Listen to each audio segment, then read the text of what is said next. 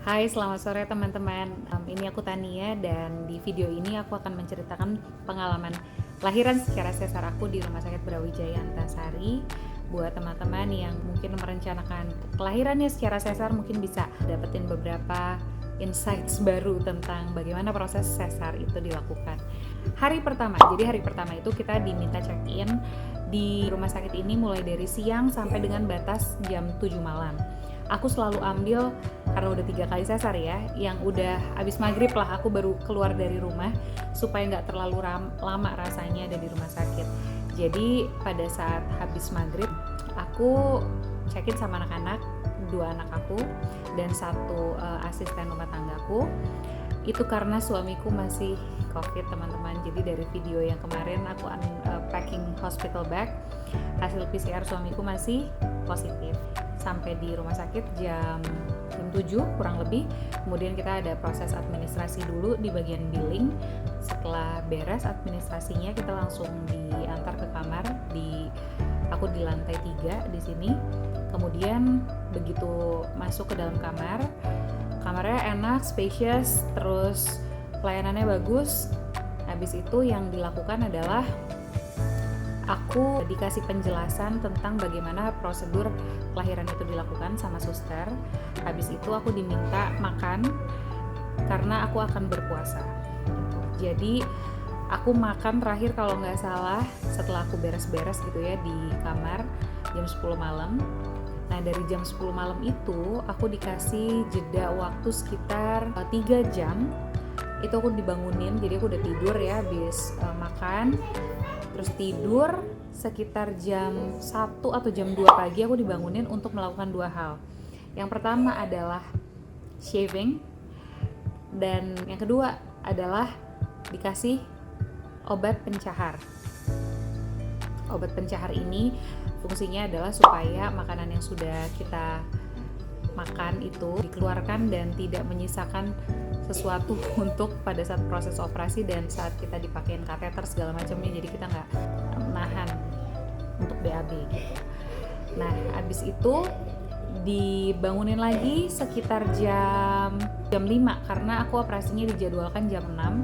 Nah jam 5 itu aku langsung mandi. Kalau aku sih mandi keramas karena aku tahu seharian itu aku pasti akan banyak di kasur gitu ya. Jadi aku mandi keramas, terus aku dijemput sama suster jam 5:30. Itu aku udah di atas kasur gitu ya. Jadi dipindahnya pakai kasur yang didorong sama suster.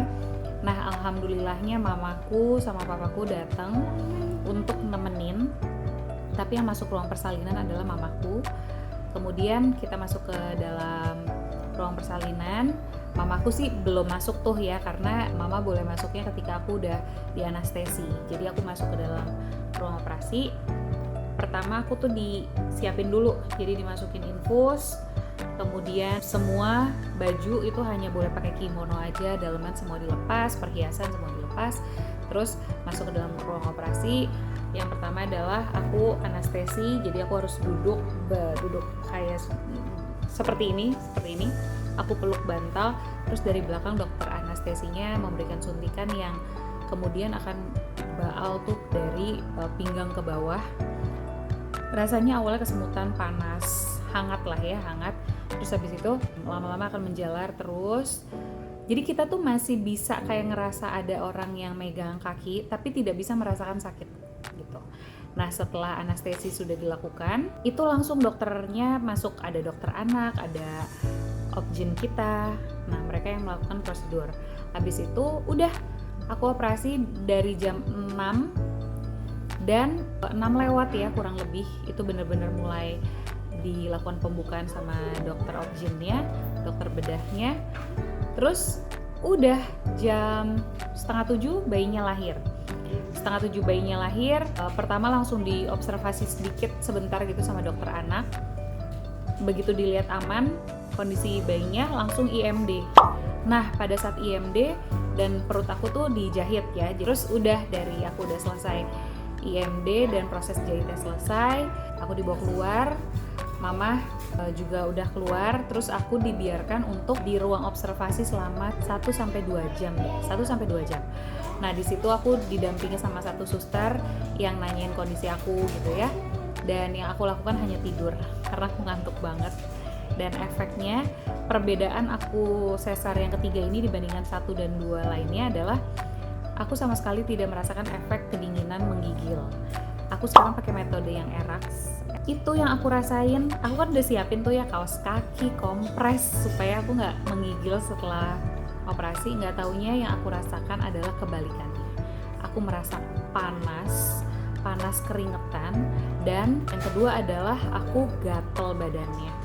Jadi di ruang observasi sih 1-2 jam itu nggak begitu berasa ya panas dan gatalnya.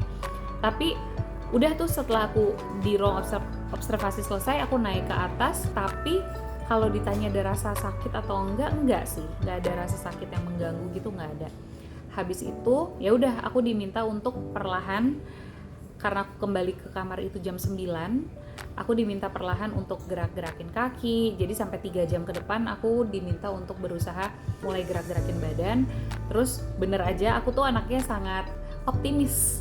Jadi aku bener-bener langsung gerak-gerakin badan, mulai ngelihat ke kiri kanan badannya. Terus kalau kerasa kayak oke ini nggak pusing, nggak mual, itu boleh dilanjutkan ke step yang berikutnya, yaitu mulai duduk gitu ya. Jadi aku pakai bantuan kasur ini, aku mulai duduk. Terus udah mulai enak, aku mulai geser-geser ke tepi kasur untuk duduk yang tanpa sandaran gitu. Dan itu semua perlahan-lahan bisa aku lakukan sampai itu jam 1 siang. Aku bisa melakukan itu dari jam 9 ya pas masuk ke kamar. Nah, kalau di Brawijaya bayinya itu diobservasi 6-7 jam. Jadi lama banget bayi nggak masuk ke kamar. Bayi itu ditaruh di inkubator untuk dipantau saturasi, fungsi jantung, paru-paru segala macem. Jadi aku nggak ketemu bayi itu lumayan lama.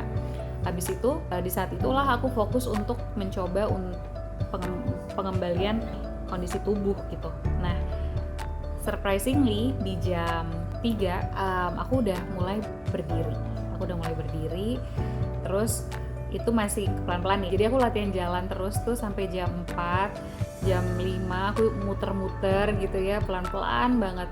Tapi yang paling gak enak adalah merasa anti nyerinya itu bikin aku kayak agak ngefly. Itu satu-satunya perasaan yang paling gak enak. Tapi jadi aku bisa jalan-jalan dan segala macamnya. Terus sampai tiba-tiba kan bayinya udah datang nih ya, aku akhirnya udah mulai coba nyusuin gitu.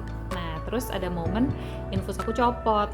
Nah di infus aku copot itu berarti kan anti nyeri yang dari infus kecabut.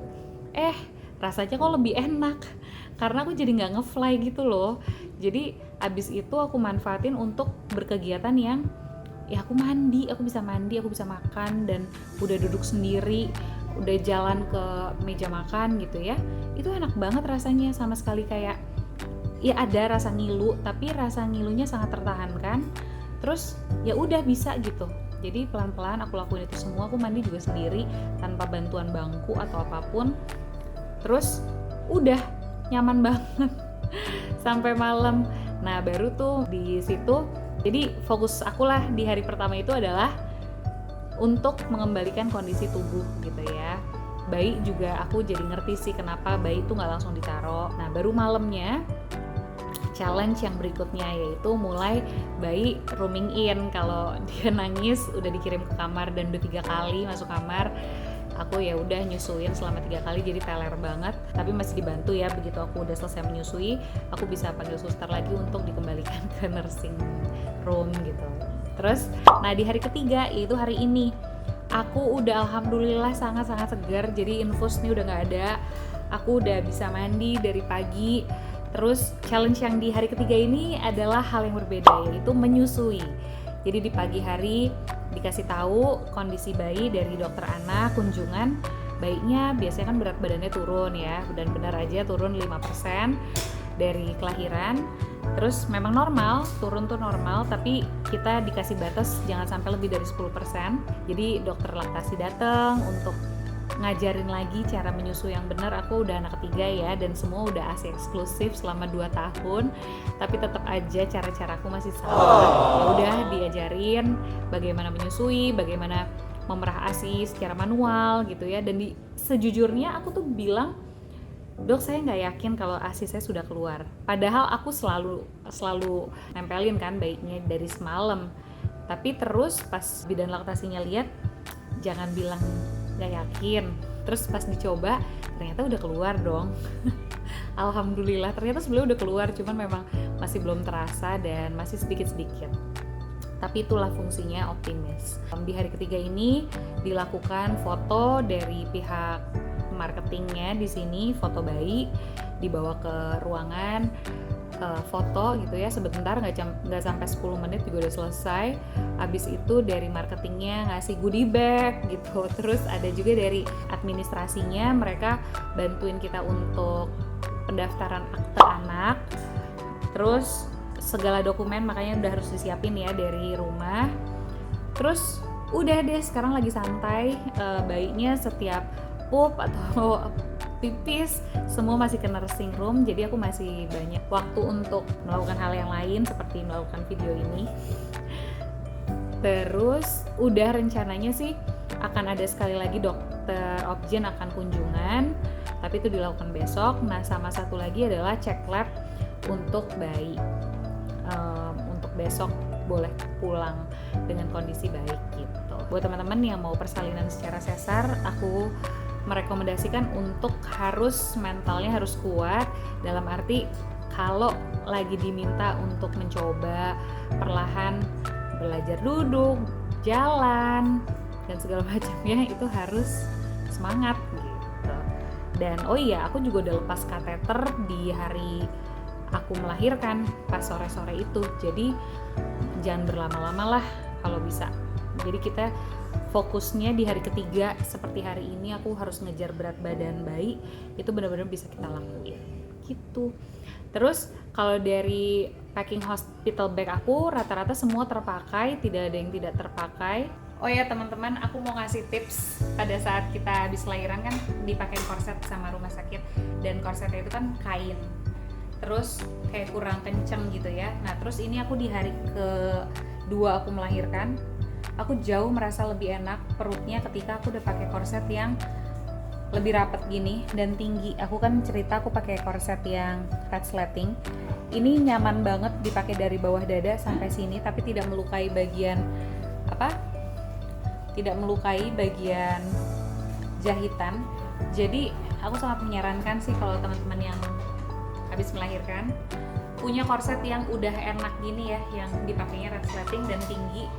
Jadi pemulihannya juga kita lebih cepat, lebih pede untuk jalan. Ini aku udah jalan, udah alhamdulillah sangat lancar, walaupun nyerinya masih ada kerasa di sini. Tapi ini sangat membantu, bukan gitu?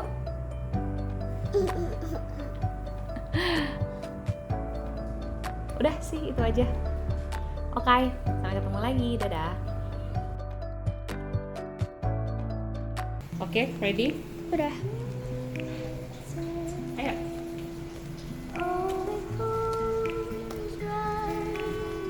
Are you ready?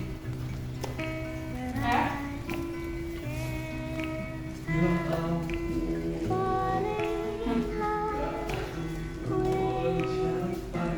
Iya,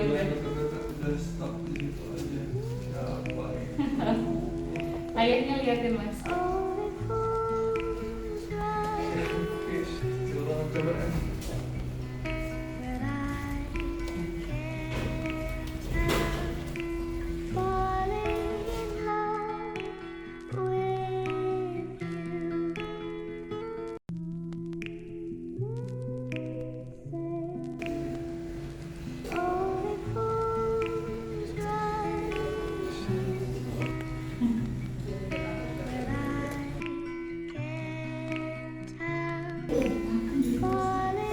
Tidak.